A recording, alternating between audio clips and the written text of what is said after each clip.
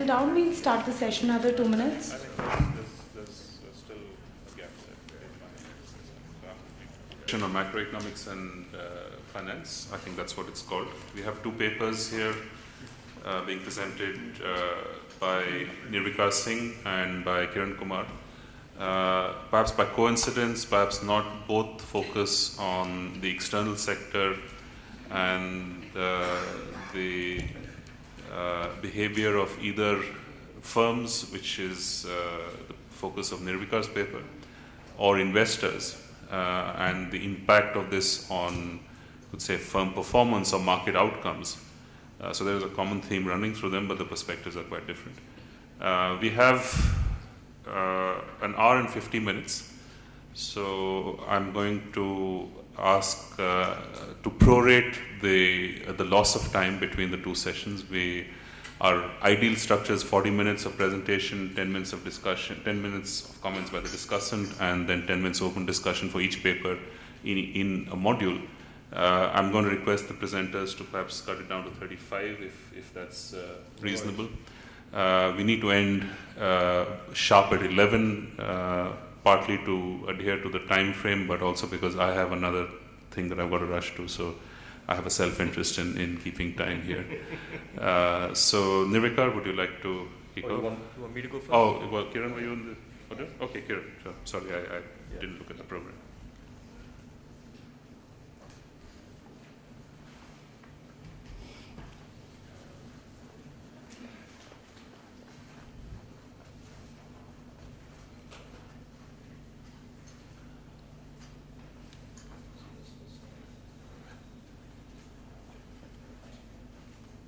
Yeah. So, very good morning to all of you. Hope we will have same kind of discussions and enthusiastic participation as yesterday. So, let me first thank the organizers for giving me this opportunity to present my paper titled Foreign Fund Flows and Stock Returns Evidence from India. This is jointly co-authored with Virula Acharya of NYU Stern and Ravi Anshuman of IIM Bangalore. So, in today's increasingly globalized world economy, global capital flows can have significant real impacts on the domestic market. This you can see it from the competing views that are there in the newspapers. One school of thought says that the exposure to the global capital flows can have significant permanent long-term adverse impact as suggested by the IMF report in the month of February 2014. And another school of thought says that the focus of the policymakers should be on the fundamentals, while global capital flows may entail volatility, but their effects are likely to be transient in nature. Okay, so that quote is from Raghuram Rajan, Governor of RBI. Both are coming from the February 2014 newspapers or media. So, which means that the debate on calibrating the level of capital flows rests on gaining a better understanding of the precise impact of these global capital flows on the domestic market. Okay, so not much empirical research being done in the context of global capital flows or ascertaining its impact on the magnitude as well as the permanence of that impact on the domestic market. So our study makes a little attempt to see what kind of magnitude of the impact is there, as well as the permanence of that impact, how long that particular impact lasts in the Indian stock market. That's what we will try to look at it. And as well, our study sheds light on the trade-offs between information revolution effects and transient volatility effects in the context of the global capital flows. Okay, let's look at this. In the recent past, maybe over the last decade, the foreign investors' participation in the domestic market is enormous or huge. And whenever during the global crisis time, during the bad times, when FI flows goes down or the net FI flows goes down, as you can see, for instance, in the year 2008, the financial crisis time, the Nifty returns also went down, as well as the volatility the volatility is also higher during the crisis period where the FI flows are going down, okay, compared to the other periods. So this kind of instance or this kind of graphs may give a casual support stating that FIs are main culprits, might be culprits in increasing or in inducing the volatility related issues of the Indian stock market. Okay. So this kind of issues are there, and now if I pass on to the literature, the recent literature has shed some light on the policy concerns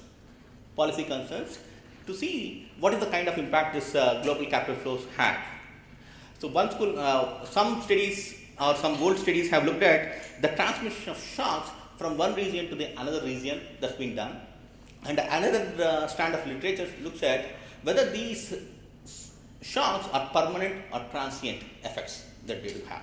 I'm just quoting a couple of studies here which are recent and as well as influential studies. Like Kiran, Lundwald and Ramdurai's 2012 paper finds the evidence that such asset-wide sales in the developed world affect fund flows to emerging markets, creating a push factor of Kantaga, where he looks at whether the push or pull factor matters. Whereas the Koval and Stafford 2007 study shows that shocks in the fund flows causes mutual funds to significantly adjust their holdings, resulting in price pressure effects that are transient but can take several weeks of time to reverse fully. So here they say that price pressure effects, but all these studies, most of these studies rely completely on aggregate flows to the emerging markets. Aggregate flows in the sense they don't have only stock level data, but they have the complete countrywide or maybe the economy-wide fund flows data that they do have. Whereas our study exploits a unique database with flow information at individual stock level for Indian markets. So what is the advantage of having FI trading at the individual stock level? Okay. So the existing studies looks at the aggregate foreign fund flows as completely or maybe assumes that they are exogenous to the stock market fundamentals. Okay, because they are not able to control for the firm specific factors because they don't have the information. Whereas our study with access to the stock level data of FI examines how stock returns differ between the stocks experiencing foreign fund inflows versus foreign fund outflows after controlling for the firm specific factors. So that's the advantage having the stock level trading data.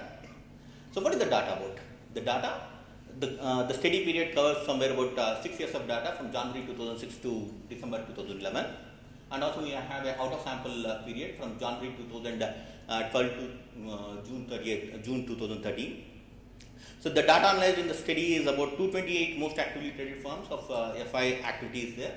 So after filtering some of the outliers and other conditions and other constraints, we picked up from the NSE Nifty constituents, Nifty junior constituents and mid cap and small cap constituents, and that lists down to 228. And we have the daily purchases and sales of FIs and as well adjusted closing prices. That's what the data.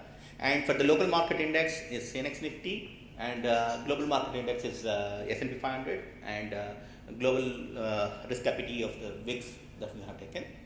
And the data source basically comes from the National Stock Exchange. Thanks for them to giving their proprietary data for the daily stock level FI trade data. And the remaining data have been sourced from CMI, ProS and FinanceYahoo.com websites. That's what the data sources. What are you trying to forecast? Trying to see the price impacts, whether our model, whatever the model that we have built, whether that is robust enough during the out of sample period as well or not. I'll come to that model, to see that. Okay.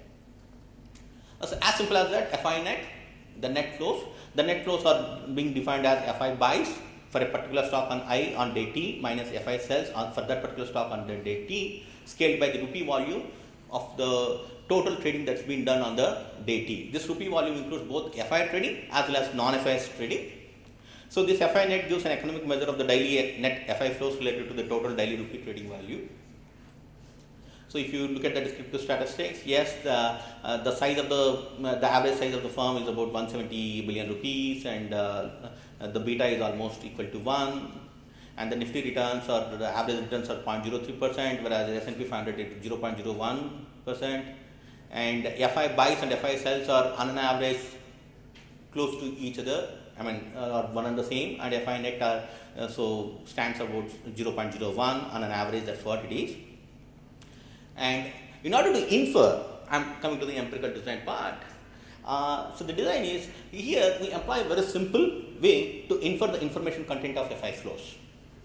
So what we do is every week, typically on Monday, what we do is we sort the firms on the basis of this FI flows and group the firms into 5 quintiles, starting from the high innovations or high portfolio, the portfolio having extreme purchases and extreme sales is the low portfolio. And then we look at these portfolios short-term price performance or the return performance over the 25 trading days. Over the 25 trading days that we look at it. Around the portfolio formation day. It's like between the -5 to -1, the day we call it as portfolio pre-formation day, and the day 0, the portfolio gets rebalanced every week. And then we look at the post-formation windows like 0 to 5, 0 to 10, 0 to 20. So here just we look at the return performance, how they are moving after the extreme buys or extreme sales of the FIs. Okay. Now, so how do you define portfolio formation? On what basis that you do it? So there are some name model as well as some innovations models or model-based innovations are there. In the name model, just we take the FI net flows, which is as I defined earlier. Just I look at the FI net flows, how it is there, and then on that basis I sort the firms into the 5 groups. And whereas following the Hasbrook 1988 or maybe the other lot of other papers, what they say is information content of a trade can be inferred from unanticipated component of the trading rather than the full total trade size. So what we need to see is the impact is actually comes from the unexpected component rather than the expected part. So the question comes up, how do you decompose between the expected and unexpected components? So for that, what we do is we model the FI nets as against the past FI net flows as well as the past return flows of the stock, and also we control for the firm specific factors like size and turnover, and also some market-wide factors like aggregate flows, NSE Nifty index, S&P 500, VIX, and other market-wide factors also we include, and then run a firm fixed effects panel regression model. And then when we do it, the residuals of this particular model, because those are the unexpected components, that unexpected components or FI net, we call it as FI innovations. Those innovations are used to form the portfolios or to sort all the stocks into 5 groups. Okay. So what are these fixed effects panel regression? We did several robustness checks, how it is, which kind of panel regression that comes up, and then here we see that the past returns, the first lagged returns do have a significant impact on the FI flows, which suggests that there is return changing behavior of FIs, or else the positive feedback trading is there in the FI flows, which is also consistent with the other papers that are there in the literature. And as well, if you see the lagged FI flows for almost till the 5 days, it is very significant. This is a day. Sorry? This is a T-1 is the previous day. Yes. It's a daily return. Yes, daily return, T-1. Yeah. So the FI net lagged FI flows are very much significant, which says that they are FI flows are very much persistent in the nature. Okay, that is also reported in the literature completely. And we have some of the market-wide factors like aggregate flow, size and turnover are the firm specific factors. VIX T-1 and change in VIX, they are significantly affecting the FI net flows.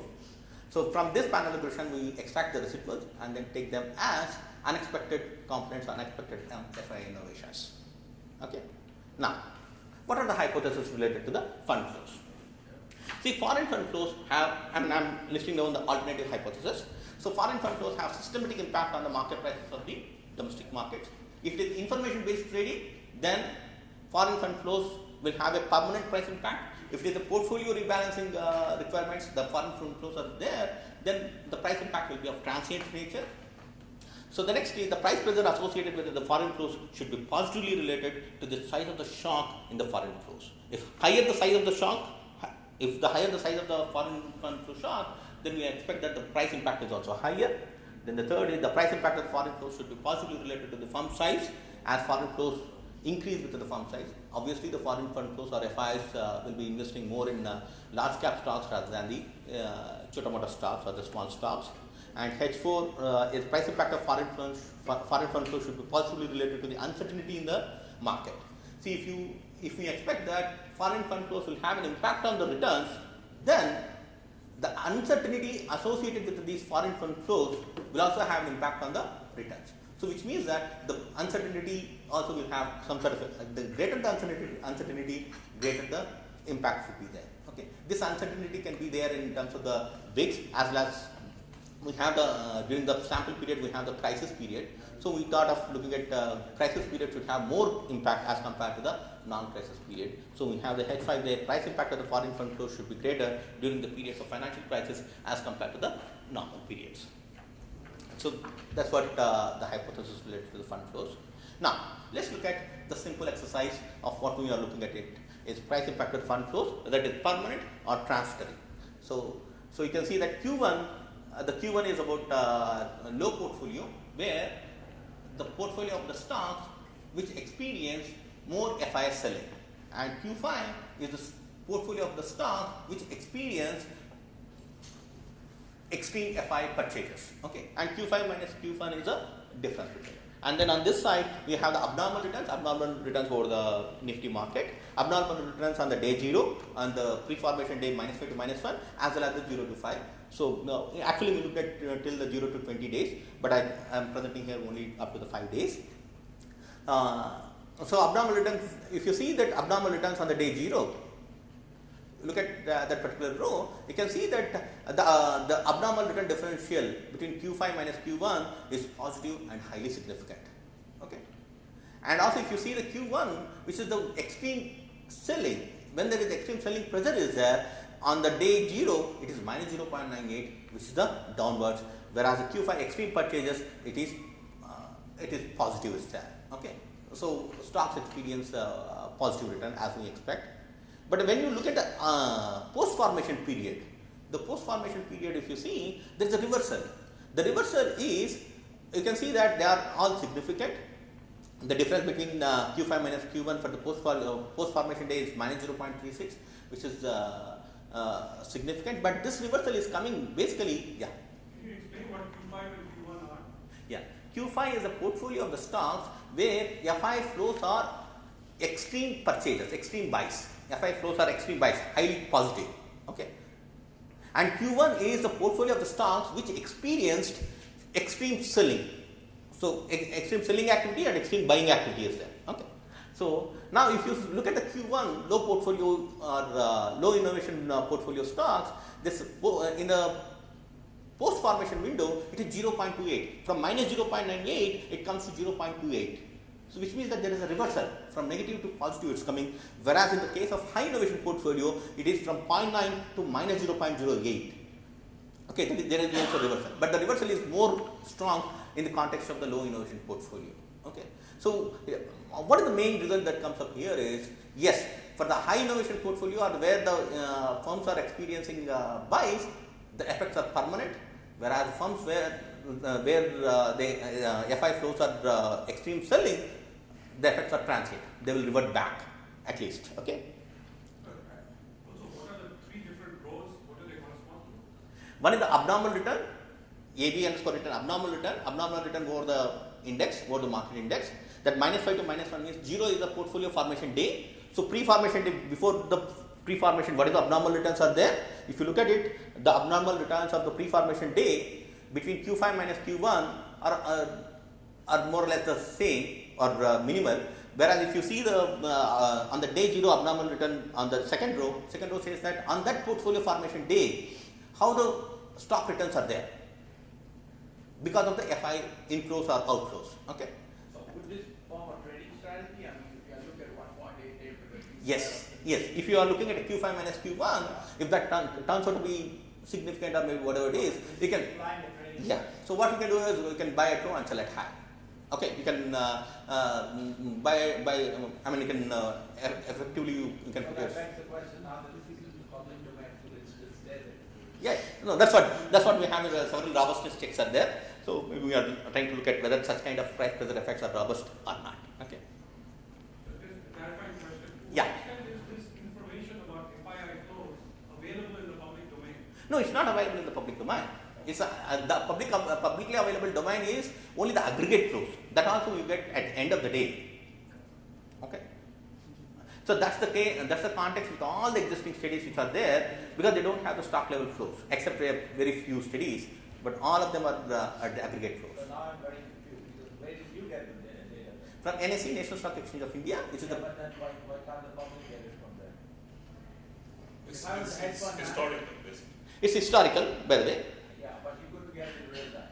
No. So then it's not a basis.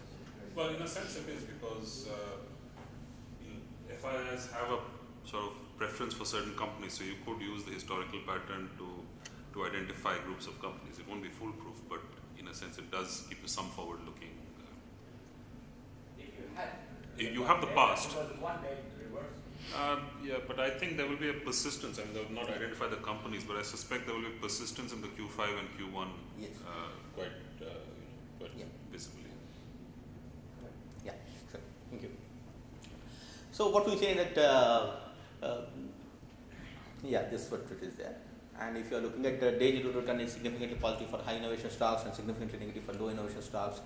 The returns post formation window are largely driven by the positive, high positive returns and the low innovation stocks. And in fact, we looked at the 2-week magnitude of the reversal is about 1/5 of the daily volatility of the representative stocks in the sample. Now, so this what it supports is our first hypothesis, which is like information revolution effects. If the foreign fund flows are based on the information revolution, then it will have a permanent price impact. If it is a transient or if it is a portfolio rebalancing, it supports the H1B, which is the effects will get reversed, and H2 is greater the foreign flow shock, greater the price impact. That's what it is. And now even if you look at in the graph wise as well, for the panel B regression model, or where the FI innovations are defined from the panel model, we can see that blue line is low innovations portfolio and red line is about the high innovation portfolio. You can see that the red line is almost the cumulative abnormal return stays about almost like parallel and almost like constant, which means that it's a permanent impact. Whereas if you look at the low portfolio, where the negative side, if the blue line comes, I mean, within the next 5 days, it almost covers, it's a transient effect. Okay, that's what this kinds of effect comes up. 50% there. Yeah, there. And if you look at from the 2 weeks or 3 weeks down the line, then you have most of the reversal happens. Okay. Now, so thus both FI buys and sales induce a permanent information effect on the stock returns, but FI sales also induce a transient effect. Okay, and both sides is there. Okay. Now, the next question is whether these differences, whatever we found in Q5 minus Q1, is it due to the firm specific characteristics of the high and low portfolios? Are there any firm specific factors that are driving there? So we ran a regression on the basis of pre and post volatility, rupee volume, liquidity, size, local beta, global beta, idiosyncratic risk, several firm specific factors, and then we found that for the panel regression model, the illiquidity that matters for the for driving the capital flow differences in the returns. So, except for the post-formation liquidity, low innovation stocks are more illiquid than high innovation stocks. This may explain the negative return differential in the post-formation window. So, but we extend this, we look at the time series variation in return shocks. What we do is, can the time series variation of differential abnormal returns can be explained by the time series variation in the market-wide factors? Of course, firm specific factors are not there. How about the market-wide factors? So, in this market-wide factors, what we do is, the y is the dependent variable is the difference between high and low innovation portfolios on each portfolio formation day is regressed against the firm specific factors. All the firm specific factors that we have it on size, liquidity, or betas and other things, as well as some market specific factors. What are the market specific factors? Is about the Nifty, VIX, and S&P 500 aggregate flows. Those are the market weight factors. And in addition, we also include expected FI flows. Expected comes from the panel regression model. We get the expected flows that we fitted. Those as well as the FI net innovations. FI net innovations are the residuals, which we use it as a portfolio formation basis. So when we did that, we find the following results. As we said, yes, the firm specific factors, the first two columns of the table say that yes, the firm specific factors does not matter, almost it does not, except the Amihude liquidity. And if you see the third and fourth column, where we included even the market weight factors. So here, when we see the market weight factors there, Amihude liquidity still matters, as well as the VIX matters, and Nifty returns also matter, and aggregate flows matter. Okay, as a part of the in order to explain the time series differentiation between the abnormal returns. But the moment when we include, you see that intercept is strongly positive and significant. This intercept tells you that if it is there, it's like a mutual fund alpha factor. So you can buy the low innovation portfolio and sell the high innovation portfolio, so that you can get a positive profits. Okay, but this intercept turns out to be insignificant when the moment we include expected FI flows and FI net innovations as a part of the explanatory variables. Okay, but still, even after including the expected flows and FI flows, Nifty returns comes out to be insignificant, but the Amihude liquidity still remains the same and intercept goes down. So VIX T-1 still matters there, which means that the return differential, the day zero differential returns are unrelated to the time series variation in firm specific characteristics, and this day zero return differential is greater during the times of illiquidity and during the times of when there is a global uncertainty, global stock market uncertainty, which is the VIX rises, that will return differential also increases. This is consistent with our hypothesis H4, and these are the factors driven by the innovations given the significant intercept term. And we also did some sort of Kumar-McBride cross-sectional regressions in order to look at some sort of robustness checks. All these results holds good.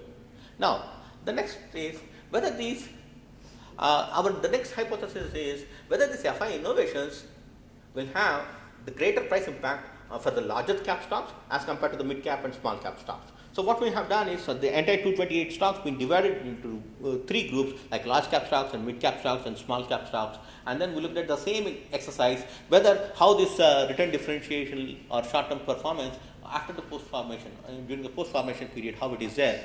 So when we look at it, look at that. So in the large cap stocks, you can see that the Q5 minus Q1 is the difference is 2.18, which is higher than the 1.79 for the mid cap stocks, and which further higher than the small cap stocks 1.67. It is monotonically it increases with the size of the firm. The same exists even for the Q1 and Q5 portfolios. Yes, the illiquidity, I mean the liquidity, size, and all those firm specific factors included. Because in some sense, large cap stock will be more liquid. Yes, but still, even after controlling for it, it is there. Okay. So, but when you see for the Q5 and Q1, you can see that Q5 the day zero return differential is 1.10, and then it comes down to 0.84, and then comes down to 0.79 for the small cap stocks. It is similarly the same case for the Q1 portfolios. It comes from the more negative for the low innovation portfolio for the large cap stocks, and then comes down to less negative minus 0.95, and then comes down to minus 0.88. That's how it comes up. But when you look at the reversals, price reversal during the post formation period, the reversal exists for both the large cap stocks and mid cap stocks, but not for the small cap stocks. The small cap stocks is insignificant, 0.16 and 0.98. So what it says is, yes, FIs buys and sells exist as information revelation and the transient effects, permanent and transient effects exist for both the large cap stocks and mid cap stocks, but FI selling in small cap stocks can be taken as a permanent effect.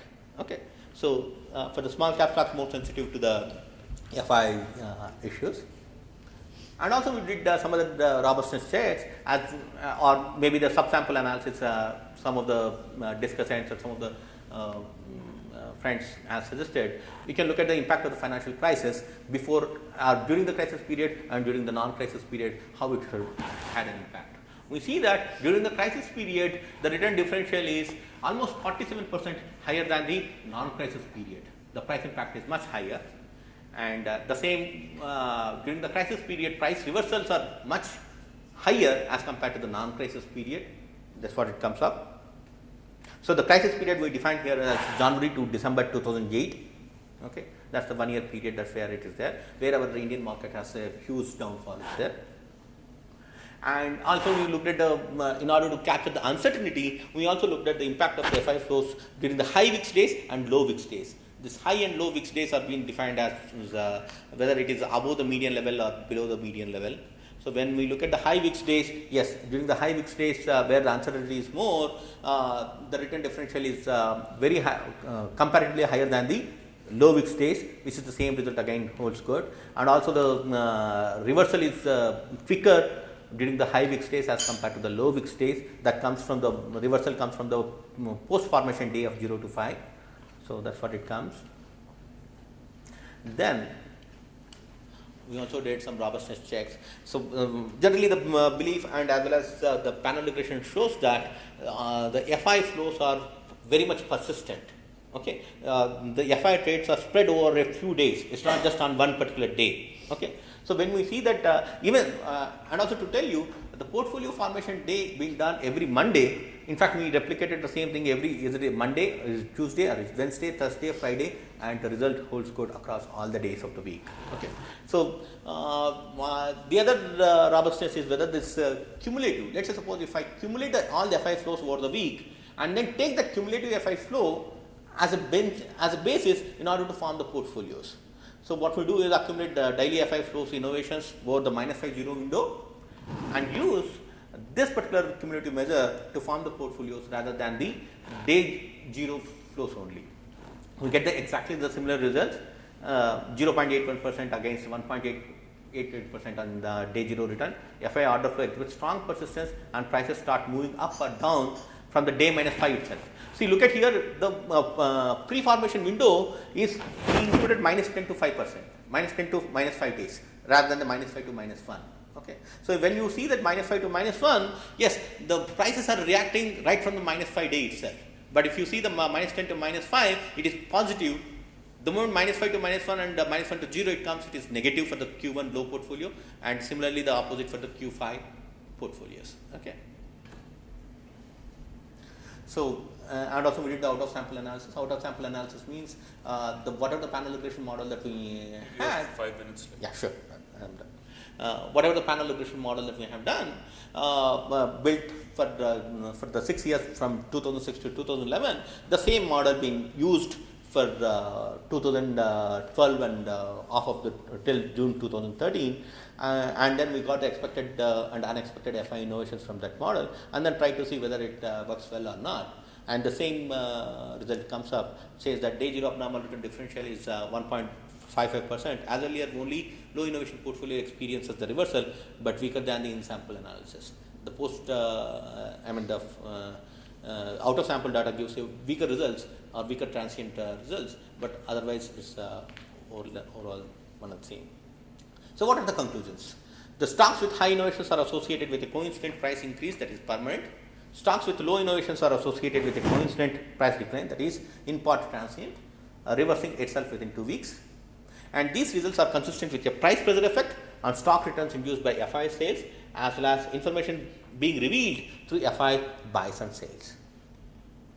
So a trade-off in the effect of FI flows on the stock markets that need to be there. So trading by FIs also generates the new information that is also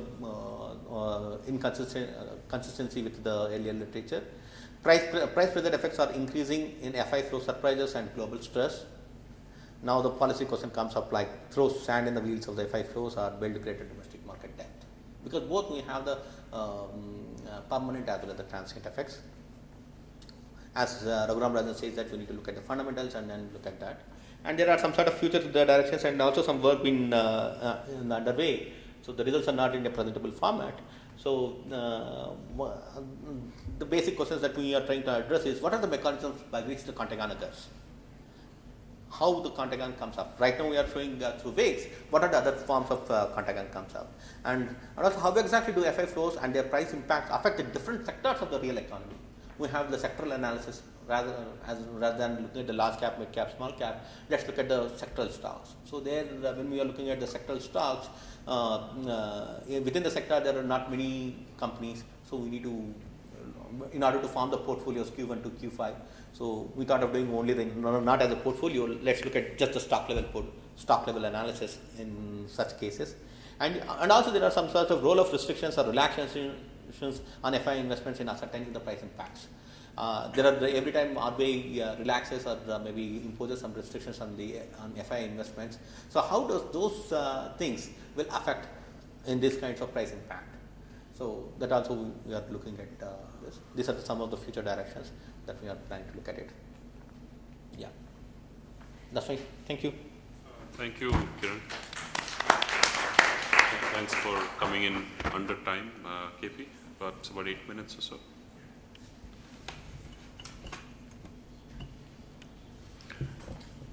Morning, all of you. Thank you, Subir, and let me also thank Kiran for a very thoughtful paper, and join him in thanking Nupur and other folks of the IGC-ISI for this opportunity. Clearly, there is a lot of policy interest in these questions relating to external capital flows, and my sort of remarks this morning will be from the view of a policy practitioner who's been perhaps involved with this for at least 10 years in some form or the other. And essentially, mine will be a sort of remarks on the policy side of it. There are clearly people much better placed than I am, much better qualified than I am to speak about methodology, rigor, data analysis, data sources. So with this preface, I have about 4 or 5 remarks to offer. The first point I want to make is something perhaps known to a lot of us here, which is that we need to think about FIIs not as a single monolithic investor. That's typically how we treat this category. Certainly the popular press and a lot of the sort of 24/7 media chatter is on FIIs as one category. And it's interesting, just to give an example which has been discussed in some detail in a report on this subject in the public domain. This is a report written by Mr. U.K. Sinha, the present chairperson of the Securities Exchange Board of India. This is a report which looked at external capital flows. This report looks at FII buying and selling in a month which is of some significance, October 2008, a month which I'm sure all of us relate to, a month with a big net FII sale, and this is the height of the crisis. What was the sale that day? 16,000 crores Indian rupees, which is what approximately closer to 2.753 billion US dollars. It's a big number, and that's the number which constantly is highlighted and spoken about. Just look at the data in the public domain analyzed in the UK Sinha committee report. This number of 16,000 crores is actually made up of 52,000 crore of buying and 68,000 crore of selling. So we are talking about orders of magnitude of $9-10 billion worth of buying, close to 12-13 billion US dollars worth of selling. And I think as a general statement, I think we do wrong by thinking about FIIs as one monolithic, internally coordinated, centrally driven group. And just a sort of rough and ready civil service shorthand, this 52 versus 68,000 crores is a much bigger number than the 16,000 crores, which is the net selling. So that's point one. Point two that I want to make here is that if indeed FIIs understand news, information about India, about companies that they are investing in, about general economic conditions, and make forecasts, say about a security based on this information, and take these buy and sell decisions as part of a process of anticipating what's going to happen in the future, that's perfectly healthy and normal. And if they are good at doing this, they are clearly increasing market efficiency, and it's something we should welcome. But the third point I have related to the second point is, if our claim, and this claim has been made more than once, I've sat in other seminars where claims have been made that it is sheer brute price impact, and whether it's temporary or otherwise, then I think we need to think about two things. First, are FIIs, and for this purpose I will put them in one sort of monolithic category. Are they stupid? Do they put large orders on illiquid stocks?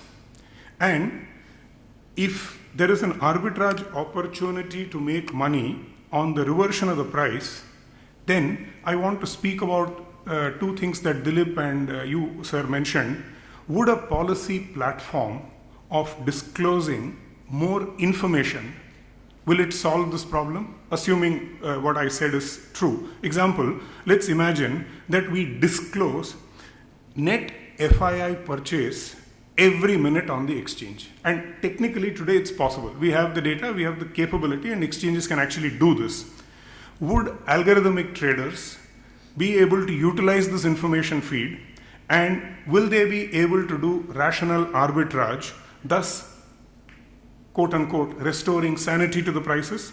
And an equally sort of important related question, if we do this for FIIs, why not for all large orders, domestic or FII? And I think this is a question I would like to think a little more about, and let the academic community also think a little more about.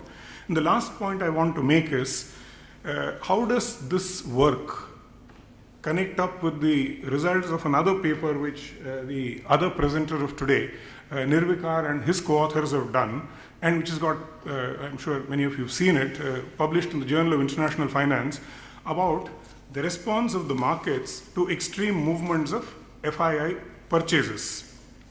Now, what is it that they find?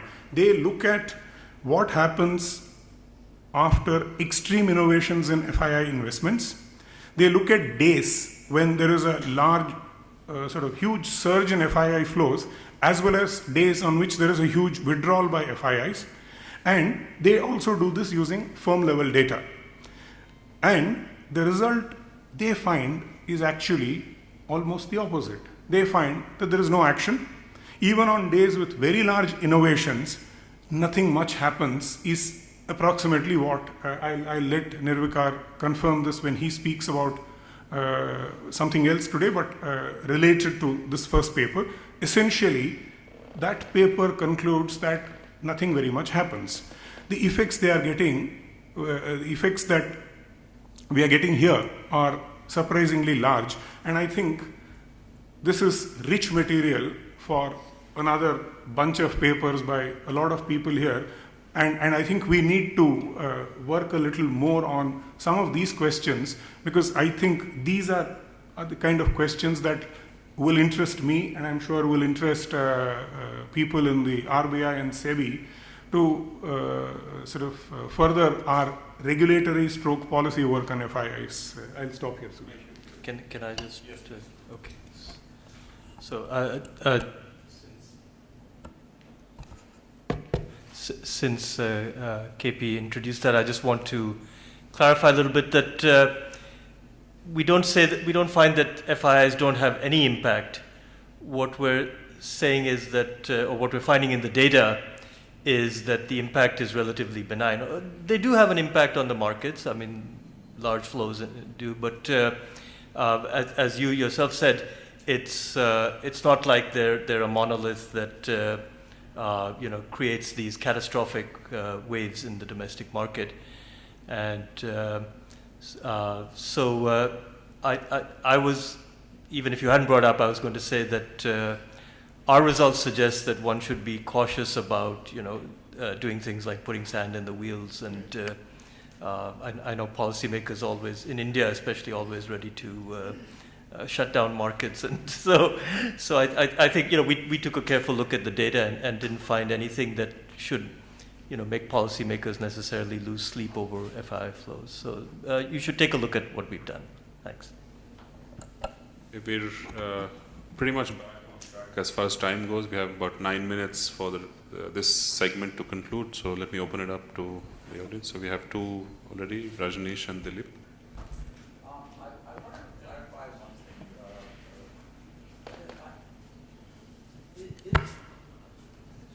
Are the returns that you pay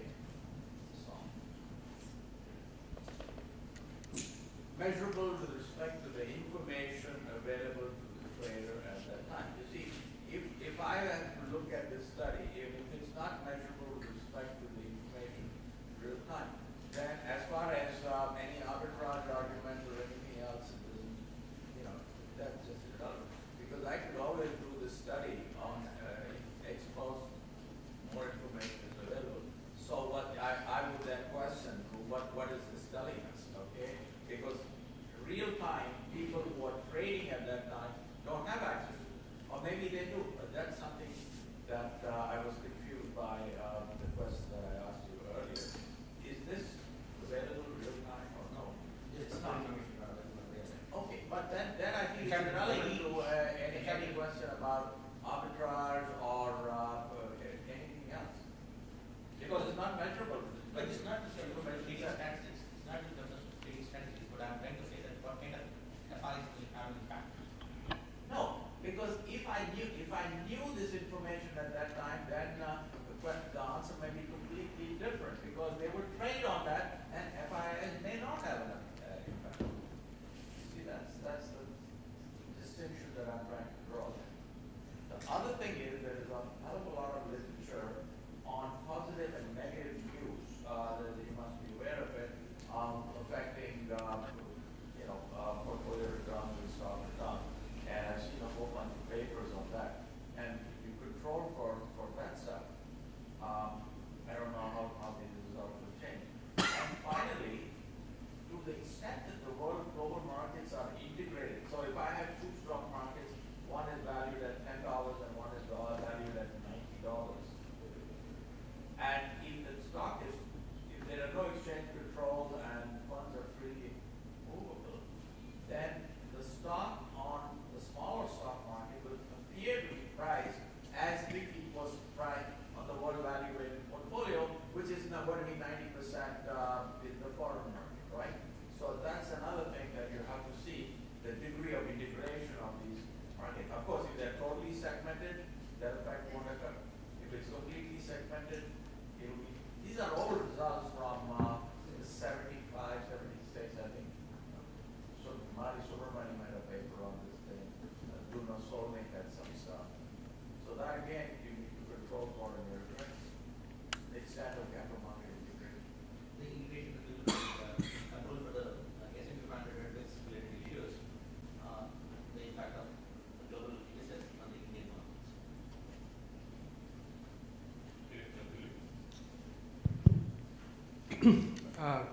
I'm not nowhere near being an expert as much as many others of you in the room, so these are perhaps naive comments. But just what concerns me is the conceptual basis for this exercise. I mean, why should we, policymakers in particular, care about this? It is because perhaps there is a notion of excess volatility, some kind of a systemic problem.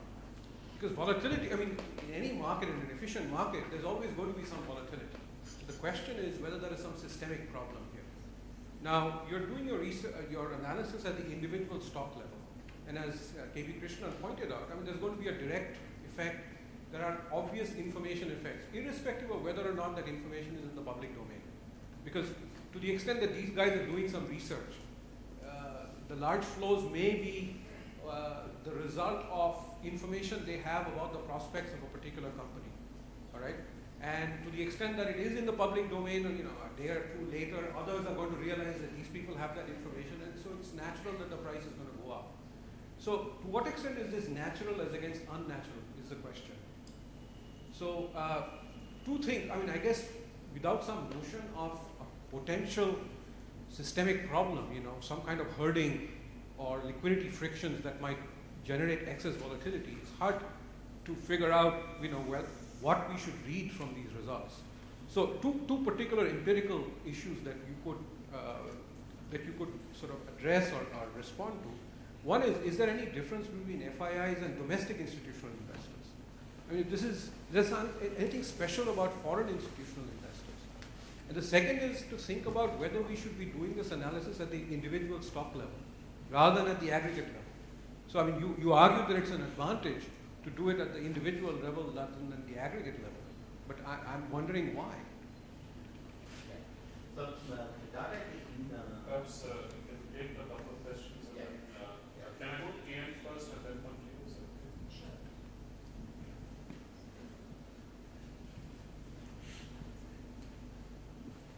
I am not a finance economist. I'm trying to understand what finance economists are saying. Now, what is the economic theory behind what you're doing? If I think, following on Mr. Krishnan, if I think in terms of not aggregate categories but individual investor, for an individual investor, I would imagine some kind of an intertemporal utility maximization framework is what you would use, and the risk attitudes of the individual investor would come in, and none of that I see in these regressions. Second thing, if you think of the market as the aggregate market behavior, as the aggregate individuals, again, as Rajneesh was pointing out, integration between across markets is an issue, depending upon the extent of integration across markets, you can get different results. And the second thing is what kind of an equilibrium notion that underlies your analysis. I can't see any. So I want to know, as a microeconomist, without any financial economics background, how should I think of what you're doing? Yeah, that is holding it to a very high standard because a lot of the empirical research and finance, including the Palmer Price three-factor models, others, have absolutely no theoretical basis. That's my problem with finance. So one question has been answered. Please Thank make you. this the last question and give you a chance to respond. Just a couple of questions, comments, if you wish. So one is, so when looking at the net flows, you're separated into anticipated and unanticipated component, and of course it makes sense to look at the unpredicted one.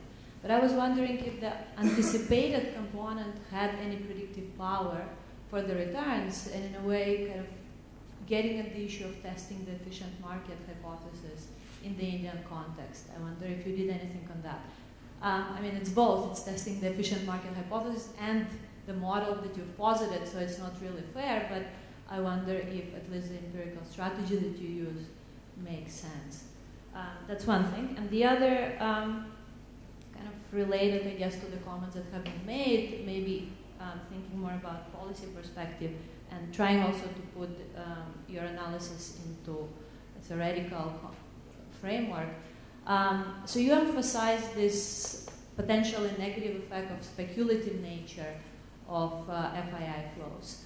I wonder if there is an alternative that has a more positive spin, like risk sharing idea, right? A stock that is traded by a large pool of investors may have lower risk premium and therefore command lower return.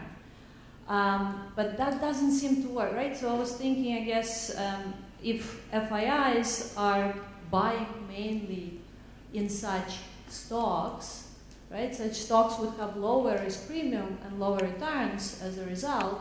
But what you're finding is that there is this permanent cumulative effect of the Q5 stocks. So that seems to go in the opposite direction. So I wonder if you can disentangle a little bit more what are the firms that are being traded in the Q5 portfolio and Q1 portfolio, in particular from the perspective of how many traders are participating in trading those stocks, and what is the share of FIIs in the total trades for those stocks. Maybe that would allow you to get at this risk-sharing idea and try to and allow to explain this permanent effect, permanent cumulative returns that you're finding for Q5 versus Q1 stocks. Just make a couple of comments before I give you a chance. I recall this morning that I had actually been a discussant to this paper about a year ago in the NSC NYU seminar. And by then it was too late for me to find the machine on which my PPT with comments was, so I can't recollect the link. Maybe I'll email it to you when I find that machine.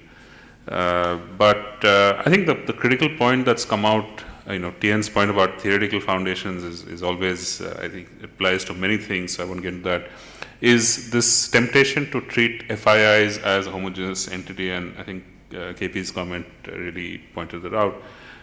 Because if I were to say, look, let's treat some group of investors, let's say long-term investors or pension funds or mutual funds or whatever, and apply exactly the same logic. That is, look at their investment, assuming that you had the data, and apply the same framework and apply the same analysis.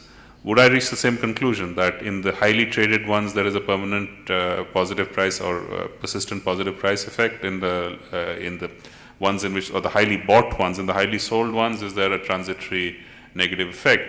I might actually reach the same conclusion. So in what way does the categorization of FIIs as the influencing entity in this process become significant? So I don't have that control, and I think to me the heterogeneity issue is absolutely fundamental, because if FIIs are not a homogeneous entity, they trade on different horizons. There are some who trade on a daily return basis, there are some who trade weekly, there are some who trade monthly, some who trade 5 years, whatever. And remember the statement you started off with, which is that we have a significant number of long-term players who are perhaps not driven by this particular motivation. So the question really is what kind of trading strategies are influencing price dynamics, and are these price dynamics, to get to Dilip's point, somehow causing a deviation from fundamentals? Because if they're not, then what does it matter if it is just a reflection of the market operating as a market should operate? So I think those are questions which perhaps points I made in the earlier discussion, I can't recall unfortunately, but I think they're important, and I think they need to be sort of somehow addressed. So, very quick, perhaps 2-minute respond to.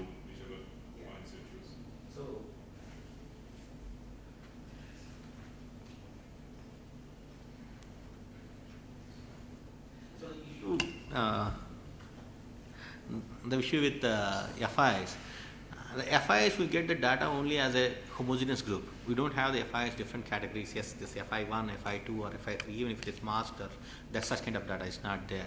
So if the data is not available, then we will not be able to do many things. And even otherwise, even with the DIs, domestic investors data is also available, domestic institutional investors data, that is also available on the aggregate basis, but not at the individual basis, individual stock level data. In case if we had the domestic institutional investors data at the individual stock level as we had for the FIs, then I can clearly say that yes, one can do a lot of many hypotheses that we can answer here. In fact, there are newspaper articles are also there. When FIs are selling, domestic institutional investors are buying it. Okay, they are turning out this side, and then they used to pick up the stocks. For every buyer there is a seller. No, they have been asked when the market is under stress. Maybe the government can domestic institutional investors are there. This is exactly the fallacy of aggregation.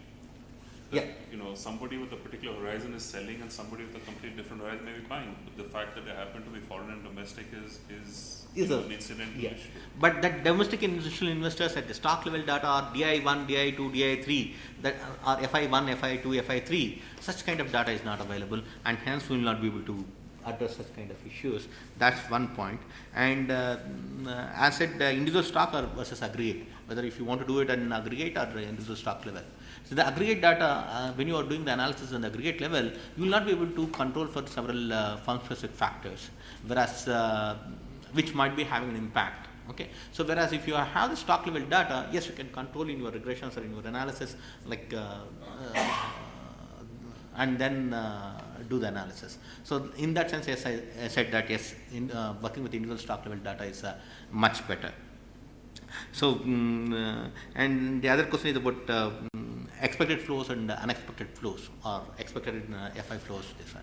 Yeah, we tried with expected FI flows also. Expected FI flows and unexpected FI flows are almost like by construction they are unrelated, isn't it? I mean, because I expected. Yeah, the predictive power of the returns is not there. In one of the regression, I included both expected FI flows as well as the unexpected FI flows. Okay, and the question is about the risk sharing, or how many traders are there, whether that how many FI trades are there, or in a particular stock how many FIs and AIs are retail investors, how many of them are there. So such kind of data is also not available at the stock level data. But yeah. That's unfair, right? Because you can always find out what is the FI shareholding in a stock. Yes, that's what I meant. And then yeah. That what we are trying to do is FI share, if you are looking at on an average, on sectoral basis, even if you want to recollect in that sense, the FI share is almost 15 to 20% is there in all sectors, in all the sectors it's there. In fact, in some of the stocks it goes up to the 48%, 49% as well. In one of the other, which I have not reported here, what we look at is the quarterly, yeah, sure. Yeah, sure. In one of the, which is the underway, the study, what we do is quarterly shareholding pattern, we look at it, and then in that quarterly shareholding pattern, we relate it to the quantitative easing announcement that comes from the US, how they relate it here. So there is FI shares also, we look at it there. So. Okay, thank you, Kiran. Steve, 1 minute. Sure. Exactly 1 minute. 30 seconds. Yeah. The Fiscal consolidation. points that Dilip had made, why is this a concern at all? Good question. But you go through all of our public debates on this, parliamentary debates and media, excess volatility, whatever we decide as the threshold, is necessarily equal to manipulation, since it involves foreigners. So there is huge clamor to intervene, point one. Point two, and it's a point Kiran made, since Sensex, Nifty and the rupee are very visible symbols of Indian manhood, the moment the FIIs are quote unquote selling, a bulk of the purchasers who come in are not necessarily economic agents who are making their own rational decisions, because a bulk of them are state controlled entities, because your large DIIs are almost entirely state controlled. Now, how they take decisions is not easily explained in economics. So there is a lot of noise when you begin to look at that data. Just 2 points I wanted to. From not block is the. It's not block anymore. It's now also we make sure it's distributed across. It's that GeoD building, not block. This investment is in Lodi Estate. So very many departments you can call. Okay, thank you. Nirvikar, about 35 minutes. Thank you.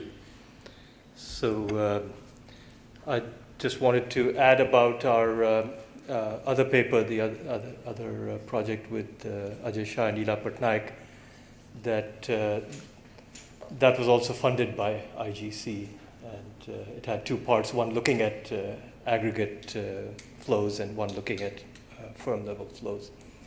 So I think IGC deserves credit for what we were able to find there. This is, in some sense, the complement of the kind of issue that we've been looking at so far. Rather than looking at equity flows, we're looking at debt. And this is part of a larger current ongoing IGC project on foreign currency borrowing by firms. And we want to eventually tease out the possible macroeconomic and growth impacts, to the extent that we can, of this kind of foreign capital flow as a tool for policymakers.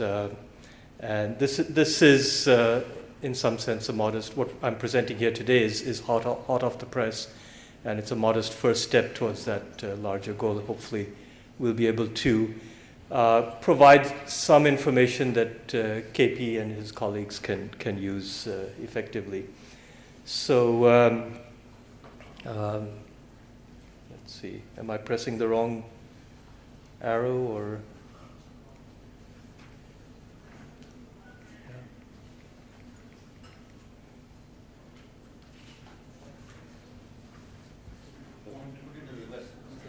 Oh, so I'm holding it the wrong way. Okay. So I'll go through motivation, data description, characteristics of foreign borrowing firms, who borrows, which is in some sense the main first goal that we want to achieve. Then a little bit on the impact of foreign currency borrowing on firm performance, and a brief conclusion. I'll try to give you the essence of what we're doing in terms of methodology, because I think that's quite interesting. Our methodological approach is I think pretty good, and give you a sense of that, and kind of skip over a lot of the details.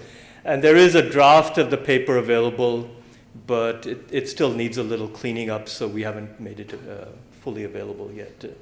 So you know that India has not quite an open capital account, but it is leaky somewhat. And there's a very complicated set of restrictions. There's also evidence that, and partly this is intended, partly unintended, that foreign borrowing by Indian firms has been increasing over the last couple of decades. In nominal terms, I think it's gone up tenfold at least, and as a percentage of total external debt, it's gone from 12% to 30%, something like that. So it's increasingly an important component of India's external debt. It's also true that foreign currency borrowing has some benefits in terms of the real side. Exporting firms, for example, have a natural hedge by exporting, because their revenues are in foreign currency and their repayments of the borrowing are in foreign currency. So we're going to actually explore that. So the point there is that that's something that has a natural flow to it, that firms that are exporting are also going to borrow, for example, trade credit and so on. And I'll talk about the definition. We're going to look at a pretty inclusive definition of foreign borrowing. So the questions that we want to answer here are some very basic questions. What kinds of firms borrow abroad? To what extent do these borrowing firms possess natural hedges? And are firms going abroad in response?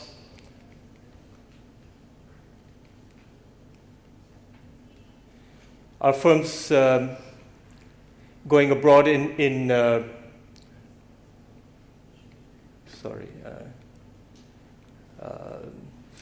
firms going abroad in response to financing constraints at home? So this would be an important question to the extent we're trying to see whether firms that are borrowing abroad are actually getting then access to capital which they couldn't get at home, which would then be part of a growth story, right?